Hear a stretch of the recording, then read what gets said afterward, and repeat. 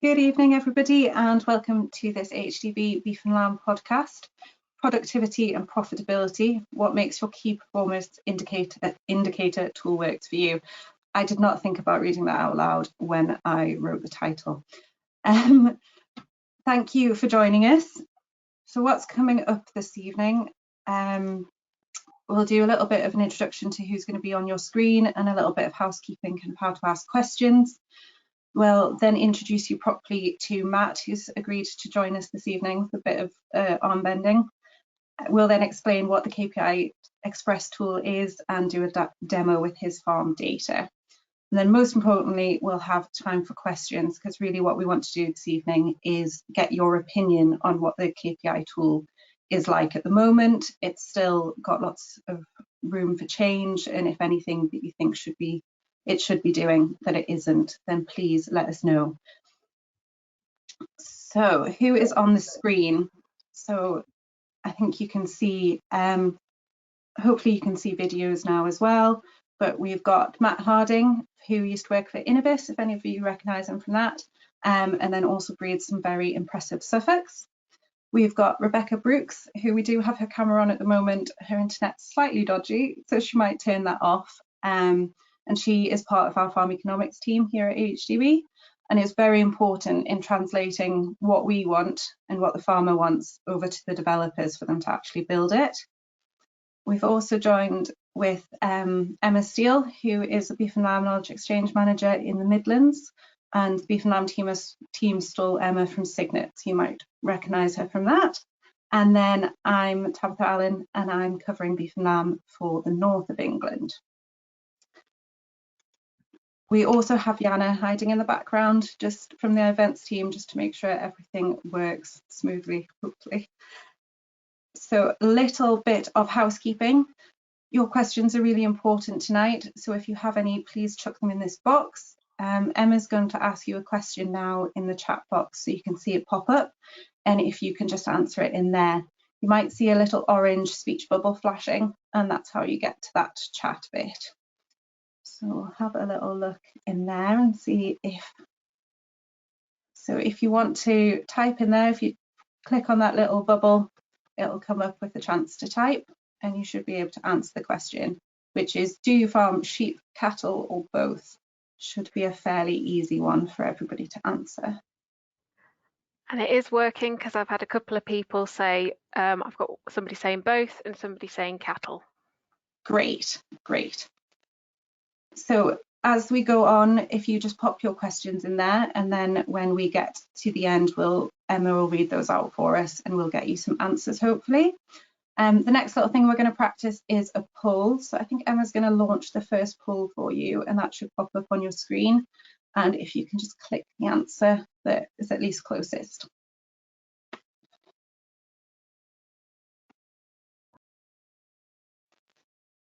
So hopefully none of you are picking that last option if you don't think they're important, but at least we've got the challenge there of convincing you if that's the case.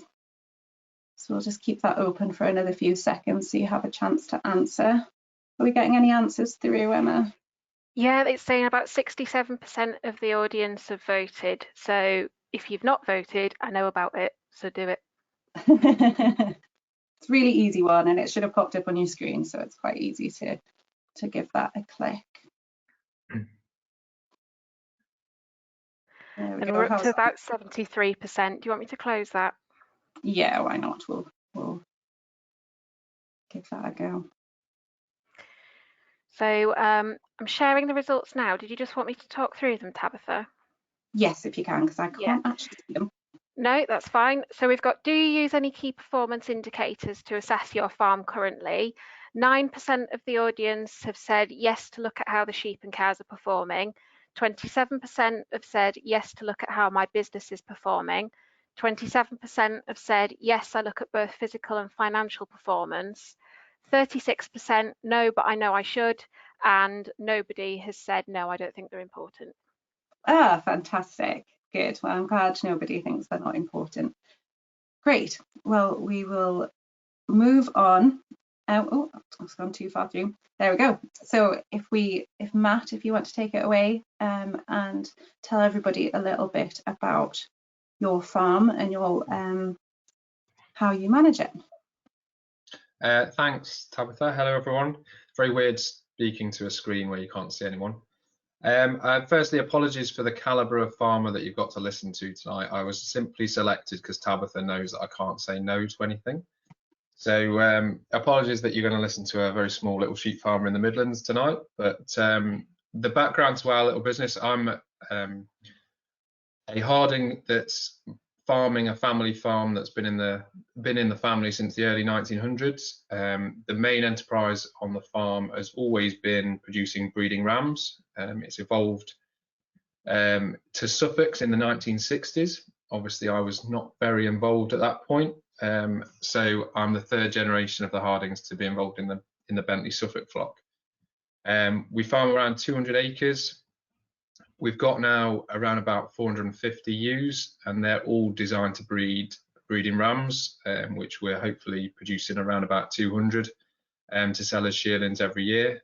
And they're split between the Suffolks and then also two Innovis breeds, the Aber Black and the Aber Field, which I'll touch on. And then we've also got a small store cattle enterprise as well.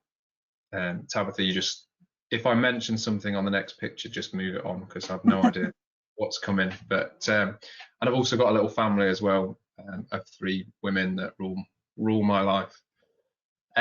So yeah, the Suffolks, I'm very lucky that I've kind of fallen into that, and that my dad and granddad were both very sort of forward thinking and open minded. So we've always been performance recording those since it really started with Signet.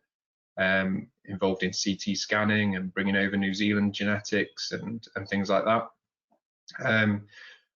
Things started to change in our business probably around about 10 to 15 years ago as we were a traditional flock, lambing early in January, selling ram lambs, heavily reliant on feeding concentrates, and we started to lose quite a lot of customers, commercial customers, due to rams not lasting or vigour at birth, things like that people generally associate with Suffolks, unfortunately. So that's when we brought in the New Zealand genetics, and I also started messing around with some Charolais genetics. And at a similar time, I joined Innovis. And anybody that knows anything about Innovis and Dowie Jones who runs it, is that he likes an opportunity. So the few little crossbred rams and things that we're producing with the Charolais, he got excited about, and that evolved into the Aber Black, which is now being sold through Innovis as well. And then in the more recent, about 5 years ago, we also started breeding the Aber Field, the Innovis most common maternal breed. And so we lamb all of those outside in April and focus very much on the maternal traits with those. The other shift that we obviously did at a similar time was that we moved the Suffolks and the Aber Blacks also into a late lambing flock. So we now lamb everything March, we've just lambed the Suffolks, and then April for the rest of the flock. And everything is now forage based. So we'll not do any creep feeding. The lambs will all be recorded off a forage rotational grazing system, very similar to our customers and the Innovis breeding program. The rams there are all wintered on forage crops, and then they're on a grass rotation through to being sold direct off the farm or through Innovis sales, really. So lots of focus and lots of learning on grassland management and that side of things, as well as trying to change the genetics as well. The recording side, we've always been fully recorded, so Signet have been hugely involved in that. So we now record everything with both Signet and Innovis. So we do a lot of selection based on breeding values as well as functional traits and making sure that they can survive off the forage system, really. And then I'm trying to get better at, as I say, grassland management. So we do a lot of pasture measurements and as part of precision grazing, trying to improve our utilisation and performance of our grassland as well. We're quite a small farm, so it's just trying to get as much as we can out out of the ground that we've got, really. This picture that you've got here, Matt, what's in this lay? So we're in Leicestershire, so we are quite dry through the summer, which is Tabitha was very jealous when you looked at the sun coming through the window today. It is quite nice, and we get an early spring generally, but we do dry off a lot in the summer, so we're growing a lot of herbal lays, chicory, plantain in most of our lays, and looking at ways that we can have better summer grazing, basically. So it's certainly not a silver bullet that sorts our problem out, but we utilize herbal lays as much as we can in the rotation now, which you can see there. I think that picture, the bit on the left, was actually where a water tank had been leaking, and the bit on the right is what the summer was actually like. But it was just to show that I thought we'd got grass, but actually we hadn't. So that's been a huge learning curve in the last sort of four years, trying to improve what we're doing there. And then last year I luckily got involved in the progressive sheep group, which COVID's put a bit of a dampener on, to be fair, but that's trying to push me to be better at understanding our benchmarking, what we're doing. So in terms of physical performance, which I'm not bad at, but financial performance, which I need to get a lot better at. And I think we've always been a mixed farm, and quite happily use the excuse that it's very hard to allocate things when you're in a mixed farm, and therefore doing things like farm bench is very difficult, which it is, but it's been really useful being surrounded by far more intelligent, more determined farmers than me, and forcing me to be better at that. So I've been pulled into farm bench and trying to get the most out of that. But yeah, and that sort of brings us up to where we are now at the moment, really. Great, thank you for that. And I think we've kind of talked through all the there's different groups here. If we got one of each kind of. I think there is, yes. You've got Suffolk Tups shearlings in the top left, and Suffolk lambs post weaning bottom left, and then it's just that was actually the others were taken a couple of days ago. That's the Aber Black ewes on the right have just come back onto their pre-lambing rotation. That's the Aber Black ewes with twins, and the bottom right is actually Aberfield ewe lambs that are in lamb as well. They've come back home. They'll be lambing in. The April group start on the 8th of April, so they'll be all hopefully lambing outside in the sun in April. Yeah, I think we're all hoping for a nice sunny April again after last year. And are they rotated during lambing, or do you have them set stocked while you're on them? Set stock. So we'll leave our lambing fields won't have been grazed since December, and then so they'll work their way around a pre-lambing rotation, and then get set stocked basically on the 1st of April into groups at about 5 to the acre, and yeah, hopefully go from there. Great. Well, what we're going to do now, I'm going to stop sharing these lovely pictures and actually swap over to Becky, who's going to bring up the KPI Express tool, and we're going to use some of Matt's figures and plumb those in. So he's very kindly agreed to share with us what's some of those figures that he's talked about on farm. So hopefully that should come up with Becky's screen. There we go. Yeah, you can see that? I can, yes. Great. Okay, so as Tabitha's mentioned, this is a KPI Express tool that we wanted to show you this evening. The tool is designed to look at your key performance indicators, and it does this based on at different enterprises. So we've got different beef and lamb enterprises, but we've also got some dairy enterprises on here, and coming soon we will have cereals and oilseeds and whole farm ones on here as well. So as Matt said, he's a mixed farm, so we would hope that he can use this tool going forwards to look at all the different enterprises on his farm.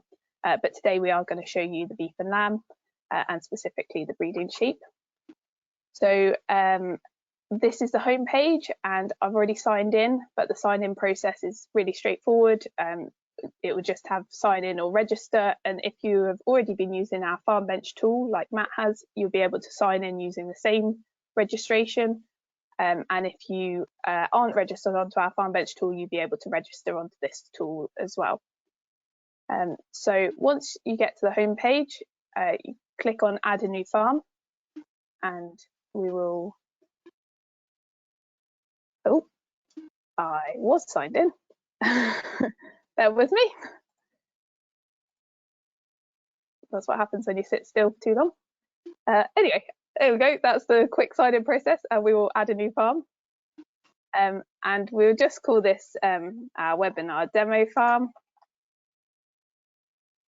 And we'll just put a simple address in, but you just required fields are just your first line of your address, your postcode, and the region.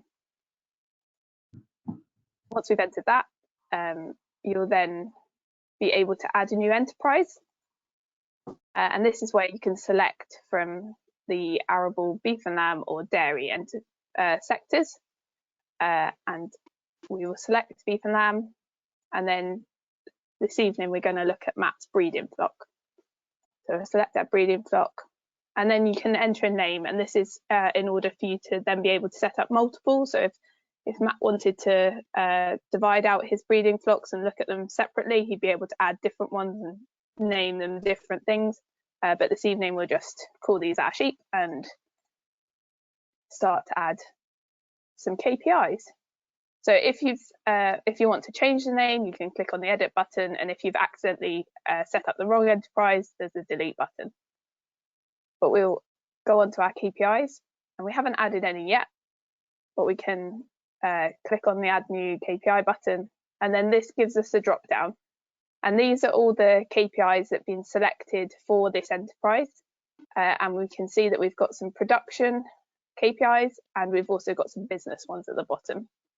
So as Matt said, he wants to have a look at the production KPIs because he's not so keen on the financial ones. So Matt, we're going to look at our your lambs reared figures this evening. And are you indoor or outdoor lambing your ewes? Predominantly indoor in 2020, the figures will be. And they include ewe lambing, did I? They do, yeah. Okay, perfect. So we've chosen our indoor lambing and including ewe lambs. And this KPI is a good indicator of flock performance to the end of the production year. So talking of the year, we're going to look back at last year's lambing. Is that right, Matt? Yeah, yeah. So when does your tups go out approximately? Would have gone out on about the 10th of November. Okay, so we'll stick the 10th in, and then so that's looking back from November 2019 into 2020. So we're covering the 2020 lambing. Now, if Matt had already used Farm Bench and already knew his result, he could select to enter his end result and simply add his percentage straight into here. And similarly, if you already know this value, you can do that straight into there. But today we're going to show you how to use the calculator. And this is going to use all the data points that are needed for this calculating this KPI. And they've been split out. And there's some help text on here. And there's also the definition and some points to note. So additional information that you might need to get you through the calculator. So Matt, if you could tell me the number of lambs you sold as finishing animals. Exactly 200. Lovely. And any sold as stores? No, none. Okay. And breeding animals?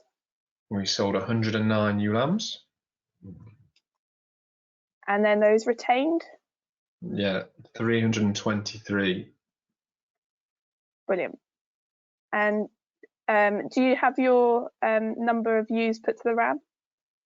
Yeah, it was 393 that year. Okay. And you can split that out if you wanted to look at it with the ewes, shearlings and ewe lambs, but we can also just put one figure in there if we just got the total number. So that will still use that as a calculator. And once we press save, this is then going to show us our result. So straight away we can see that we've got our KPI, and Matt's value here has come up, so that's 161%. And according to the range, Matt, you're sat in the excellent range for this KPI, so that's great news. We can see where the ranges sit in terms of numbers down the bottom, and then just a reminder about the definition of how that KPI is being calculated. And what we've tried to do here is represent this in a really clear graphical way, so a bit of a red, amber, green type color scheme, and yeah, make it clear where you're sitting. And then on this side here, we've got some helpful tools. So if you were interested in improving this KPI, and maybe not this one specifically for Matt, but you might still be interested in reading some of the resources that are available on the AHDB website about managing ewes or improving ewe nutrition. And there's some really good information on there, and that will take you straight to the source on the website, so you don't need to go searching for those. And they're available on there. So we've had a look at this one, and we're going to go and add another KPI. So now you can see that we've started to build up our table of KPIs, and we're going to add another new one. So this time we're going to take a look at our lamb losses.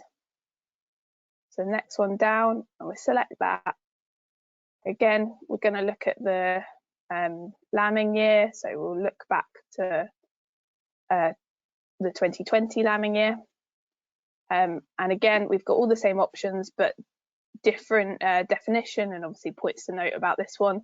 And again, now we've got different data points that we need to calculate. So Matt, have you got the number of females that scanned with singles? It was 81. Brilliant. And then number that scanned with twins? 241. 241. And your number with triplets? 52. And then did you have any quads? 3. Brilliant. And then how many lambs did you rear in total? 632. Brilliant. Okay, so we've got all those data points. And if you didn't have any triplets, then obviously just don't enter that value, or quads. And then again, we click save. This will take us through. And this time we can see that for this KPI, we've got 14% losses.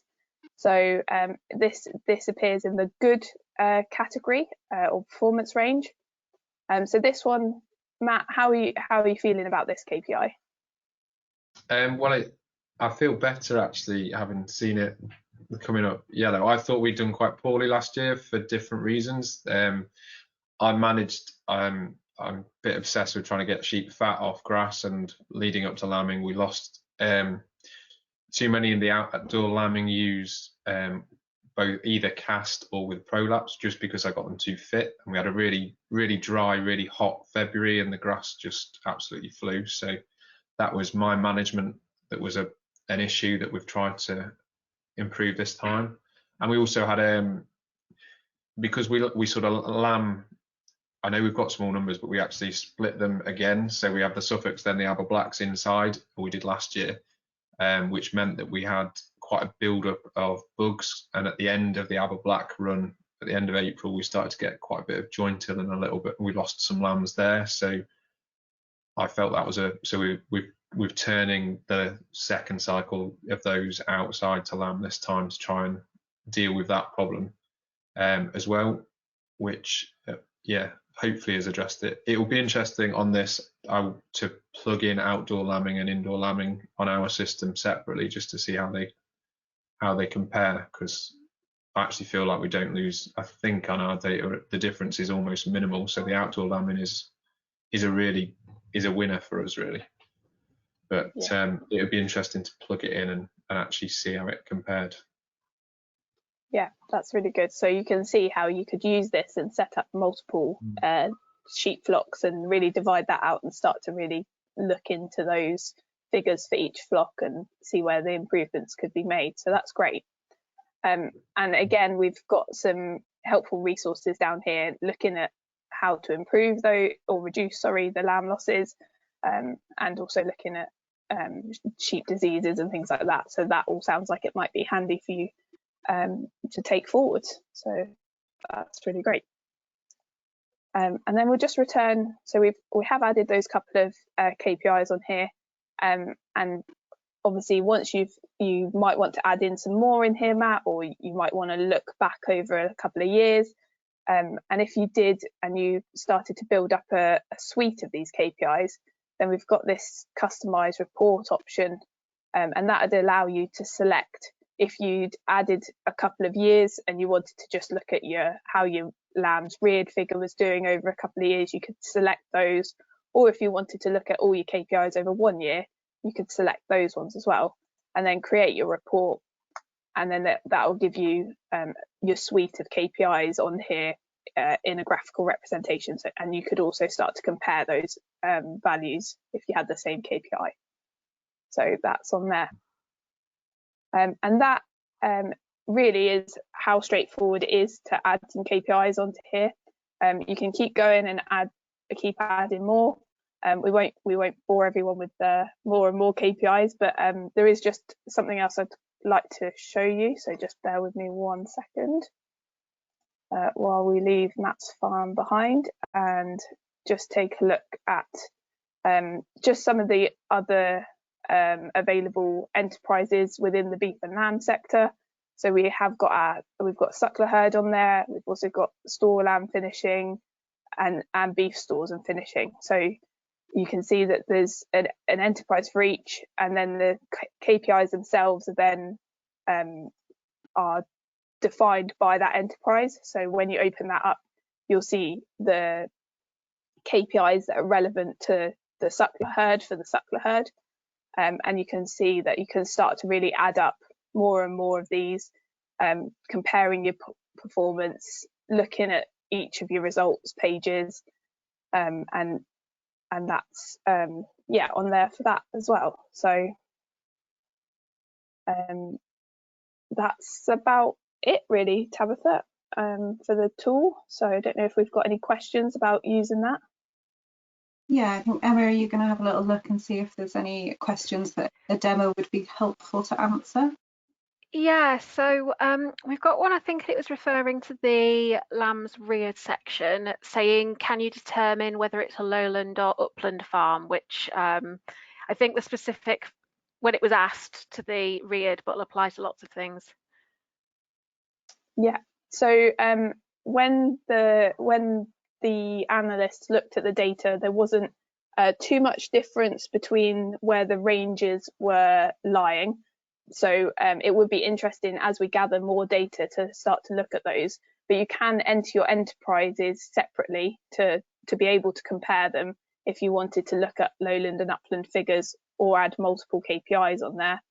But we don't have an option for different ranges on there for upland and lowland at the minute. But if that was something that you'd be interested in looking at, we could definitely look at that as a further development. I think that's come a lot from the analyst, hasn't it? That the major difference was based on whether you were indoor or outdoor lambing, rather than there being a major difference in between whether you were upland or lowland. But as Becky says, as we get more data on, we can all of this can still be moved about and stuff. So if we find that we're really out of a range, then we can look at changing those and making them more appropriate for the data people are putting in. Emma, is there anything else that showing something within the tool would be helpful for? Yeah, I'm not sure if you need the tool for this one or not, Becky, but we might as well ask it while we've got it up. Would the tool work effectively when raising beef calves from dairy cows? Yeah, so the beef finishers and beef growers enterprises do look at, let me just show you some of the example KPIs on there. So we've got our business ones, but we've also got production ones that look at age at slaughter, daily live weight gain and mortality. So they would all be relevant, I believe, to looking at your beef animals from dairy cows. So yeah, there are some that are available, and also the business ones as well. and there's also there is a dairy enterprise itself, but obviously that's looking more at the cows rather than what's coming off of them.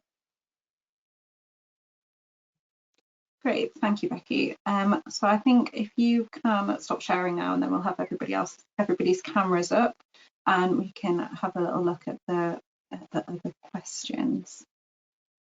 So Emma, is there another one that you want to fire away with? Yeah, so there's one, is there an area-based figure to calculate production per area?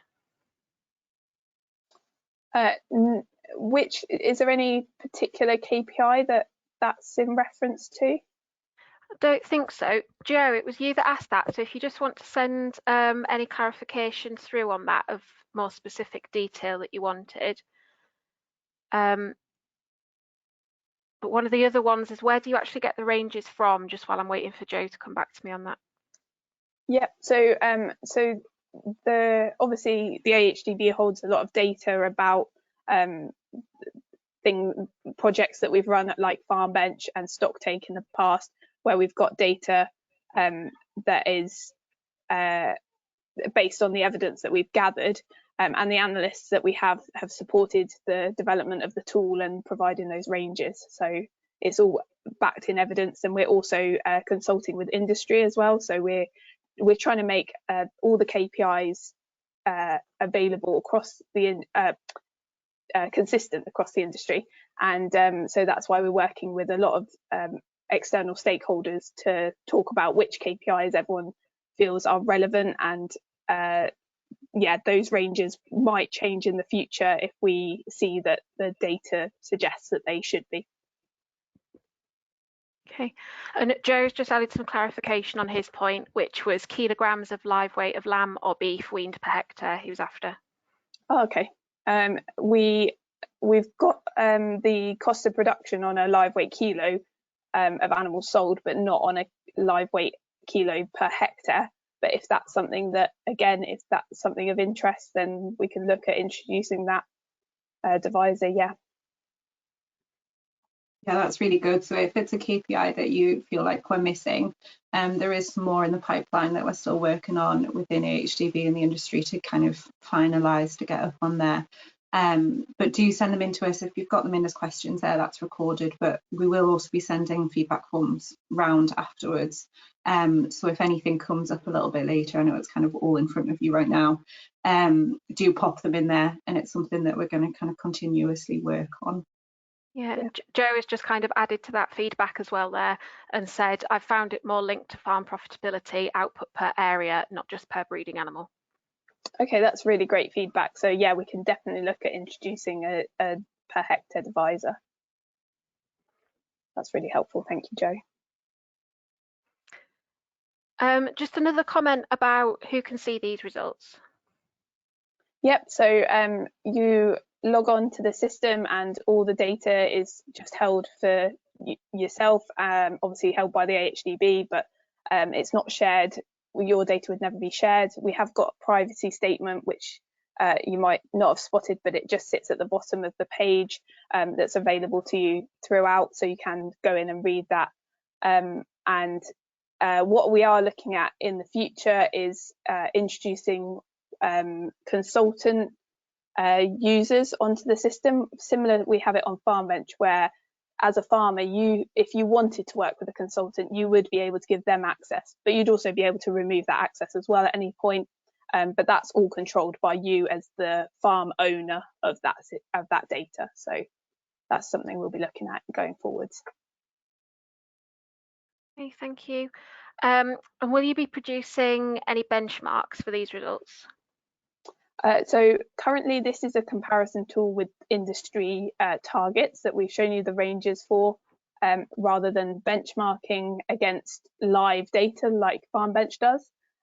So if you wanted to look at benchmarking data, the next step would be to move on to Farm Bench, and that obviously gives you a lot more detail and gives you the ability to compare to the data that is being updated all the time and provides those benchmarks.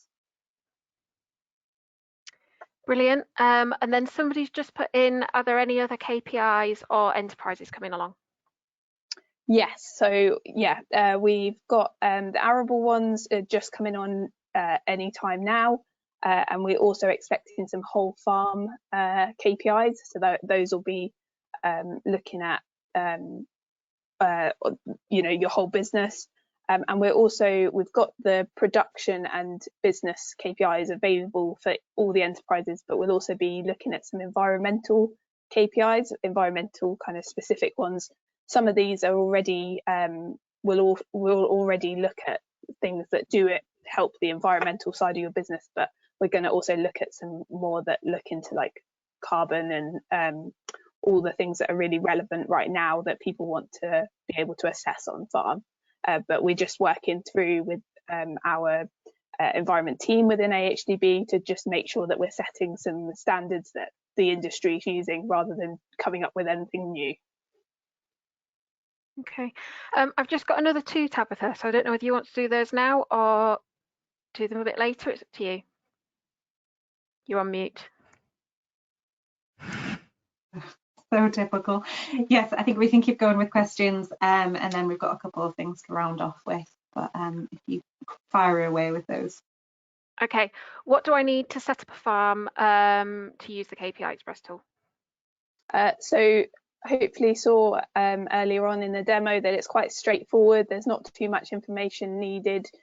Simply when you register, you'll obviously need an email address and password, and then for the actual farm itself, just a farm name and the farm address to get started. And then you can come back into this, log in at any time, and update your data. Your data is obviously held there for you, so once you press save, that's available for you to come back to, edit, view your results later time, etc. So okay, and then the final one I've got in front of me, so if you do have any more, please send them in. But what do I do and where do I go to if I don't understand my results or I need help with the tool? Yeah, that's a really great question. I didn't remember to point out, but at the top of the screen there is a helpline number, and that'll take you through to our help desk within AHDB, and they're there 9 to 5 to be able to help you if you're having problems getting logged on or anything like that. And then if you're struggling with your results, you're welcome to ring the helpline and they'll put you in touch with your local KEM, or if you know your local beef and lamb knowledge exchange manager, you can get in touch with them and they'll be really happy and willing to help and talk you through and signpost you to extra resources as well as the ones that are available on the tool. So hopefully there's plenty of help available. Brilliant, thank you. Great, thank you, Emma. Is that the questions that we've got at the moment? Good. Well, we've probably gone through that quite quickly this evening, but hopefully it's given you a little bit of an idea, and I hope you've enjoyed looking at some of the pictures of Matt's sheep. I'm just going to share my screen again so that you can see hopefully the next couple of bits. So we've done the demo and we've had a run through some of the questions. We have got another poll, I think, Emma, if you want to pop that up, and it's just about whether you have kind of got what we wanted you to get out of today, and if you want to go and give the KPI Express a little go. And please do continue to feedback. That's really what today was about. So hopefully it has made you think, actually, that could be quite useful for me. And if you do go on and use it, do remember that you can kind of feedback in lots of different ways. There is a feedback form on the first page there when you log in, and we'll also send you one in a follow-up email. But equally, myself or Emma or any of the Beef and Lamb team, as well as Becky and actually any of the farm economics team, I'm sure won't mind me saying too much, that they're happy to receive feedback. So kind of whatever you're thinking about it, please do shout. Emma, do we have some people voting on the poll? Yep, we do. We're at about 56%, so it's whether you want me to close that or not. Oh, I think we've probably got a couple more than 56, can't we? Oh, somebody's just bumped it up to 63, so. Good, so we're nearly there. I think we can probably give it, Okay. give it there. Okay. How's it So looking? there is the results for, do you think you'll give the KPI Express tool a go? 64% have said, yes, I'm interested. 18% saying, no, it's not for me. And 18% saying, I still need more information, which of course you can come to any of us for that information. Great, thank you, Emma. So if we pop on to the next slide, so this is more information in general about anything that we do at AHDB. Not always the easiest thing to move around. So basically what I want to highlight here is that we are here to help. Essentially, if you ring anybody at AHDB, it will get back to the person that can help you in your region. We always kind of pass everybody around to the person that can help them the most, but then we are also there as local knowledge exchange managers and stuff as well. So please just shout up to whoever's close by and we can give you more information on that. If you want to get involved in working with the KPI tool a little bit more, or want a little bit more of a kind of one-on-one go through with it to get that extra information, please do get in touch. So after we close off the webinar tonight, I think it's tomorrow, there will be straight away there'll be a feedback form just on the webinar that you can fill in. It should only take a couple of minutes. And then you will get a copy of the recording if you really want to watch it again, and another opportunity to feedback then. That email will also have Becky's contact details on. So if you have something really specific about the KPI tool, you can send it straight to Becky. And she's also very willing for volunteers for a bit more testing. So please do that. And none of the forms should take very long, so do give them a go. So all that is left to say, I think, unless anybody else has got anything to chip in, is thank you very much for joining us this evening. You're getting off a little bit early, so hopefully it hasn't been too taxing. And thank you, Matt, for being our farmer demo as well. It's been very helpful. So with that, I will attempt to close this smoothly so that we don't all just stare at the camera, but nobody say anything until it's definitely over. Thank you. Good night.